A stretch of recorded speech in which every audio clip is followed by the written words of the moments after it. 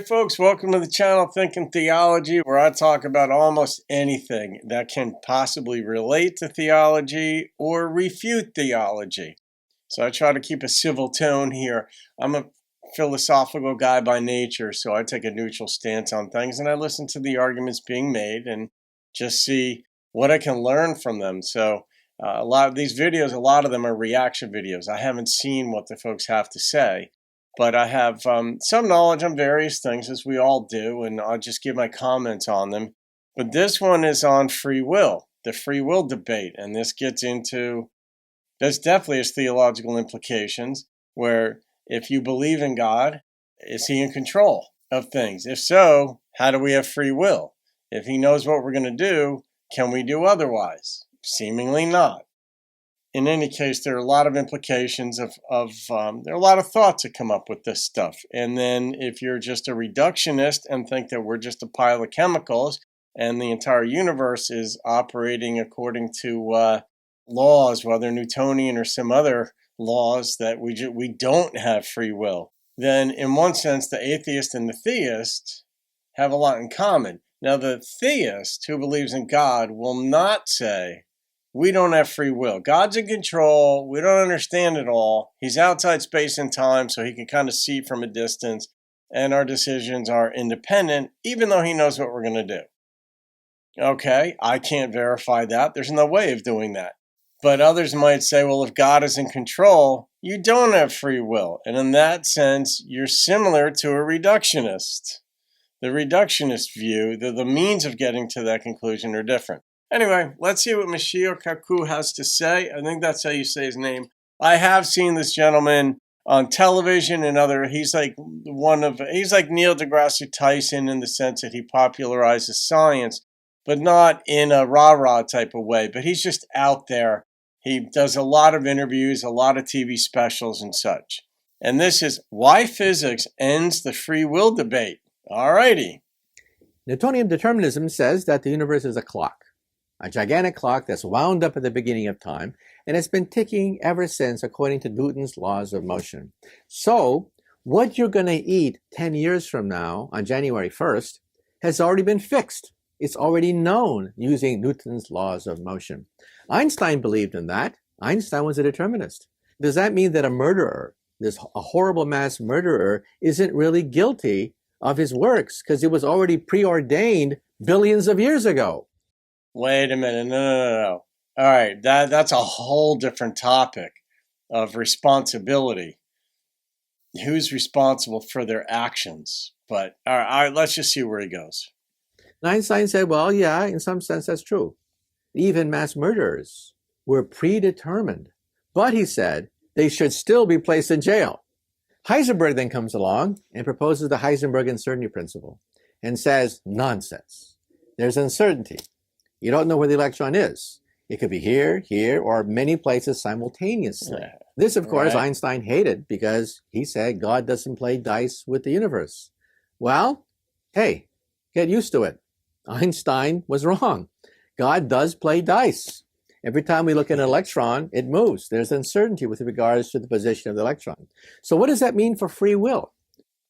What does it mean for uncertainty, though? Just because we're uncertain of it, and I'm just speaking argumentatively, I'm not saying this is the way it is, but I'm saying as a matter of argumentation, when you make a claim like this, well, maybe God knows that they're going to be in these different places. Just because we don't know doesn't mean that it's not the case, that it's not known.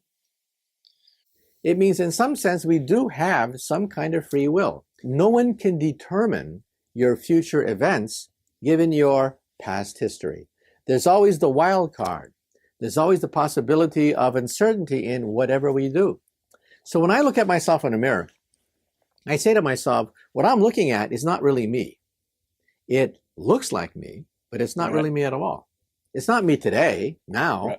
It's me a billionth of a second ago, because it takes a billionth of a second for light to go from me to the mirror and back. Yeah, this is the kind of fun that we can have with various things. And I can't say that he ended the free will debate there, because you're not going to end it in like 2 minutes. So the title of this this particular video, I'll retitle it, but it does get into certainty. And I did a video on artificial intelligence a week or so ago, or 2 weeks ago by the time you see this. And I made the comment because it struck me while watching the video that one of the differences, one of the problems with artificial intelligence, machine learning, and deep learning, and with robots acquiring the ability to learn, is that it was postulated that they can be programmed to have randomness within them. And that is a problem for people, because that is one of the hallmarks of human beings, is that our randomness, our unpredictability. Whether God or some other being knows what we're going to do is irrelevant to what we each think the other's going to do. And we have proclivities, and we get into certain habits, and there's a certain amount of predictability as far as like, what type of food do I want to eat tonight? Or there are certain things about us that make our actions or desires predictable or fairly consistent. But you never know. I may like Indian food 8 times in a row, and the 9th time I might want something different. But you're going to predict that I want Indian food on that 9th night just because I keep doing it. As far as robots go, when they become uncertain or unpredictable, that's when we're going to have a lot of problems with them if we can't unplug them, because it's the predictability that, in one sense, keeps us in control of what they're doing.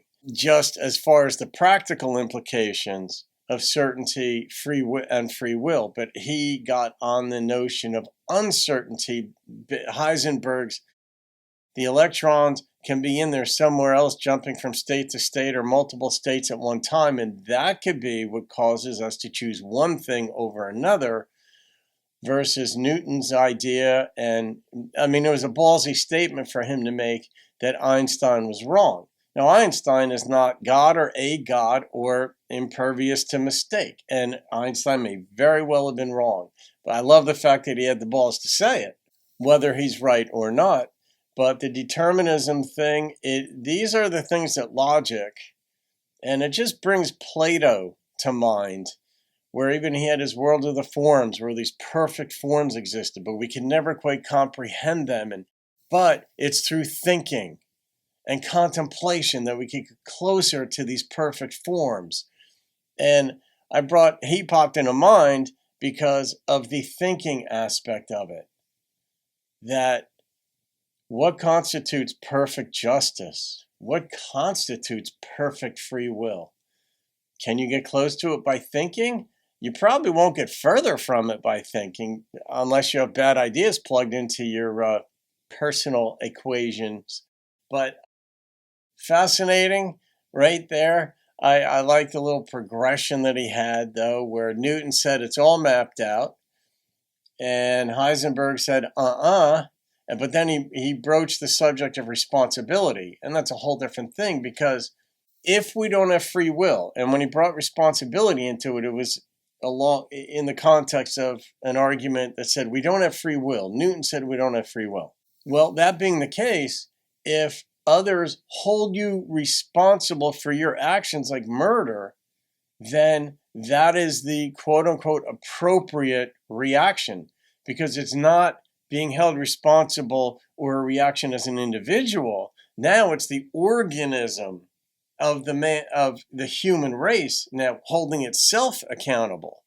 And so in that context, if somebody holds you responsible for murdering somebody else, because we consider that to be immoral, unethical, uncivil, anti-cooperative, all of which fits, then that falls in line with determinism, with what he postulated Newton said.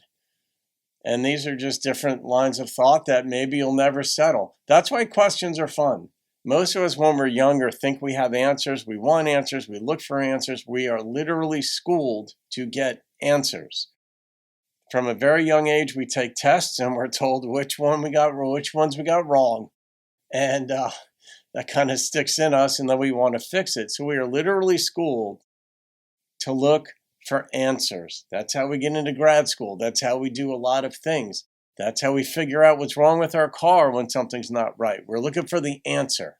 But at some point in life, if you get comfortable with questions and maintain a curiosity, You can have some fun with it. You can even have a channel like this where you hear the great divide about life, and it's a lot of fun. So, all right, folks, leave your ideas, comments. I read them. I love reading. A lot of you folks are smart and leave some really good comments, and I love that. So, thank you. Have a great day. See you on another video, and keep thinking theology. Hey, folks, if you want to take the personality test that I created for my life coaching practice, which is based on the book that I wrote, put your phone up, turn it on camera, and focus on this, and it'll take you to it. And it'll take you about 20 minutes to complete the test. It's free, and you'll get some information on your personality. It's quite detailed, quite revealing. It's kind of fun as well. And I'll be leaving this QR code up on the wall behind me for my regular videos. So I hope you take it, and I hope you enjoy it.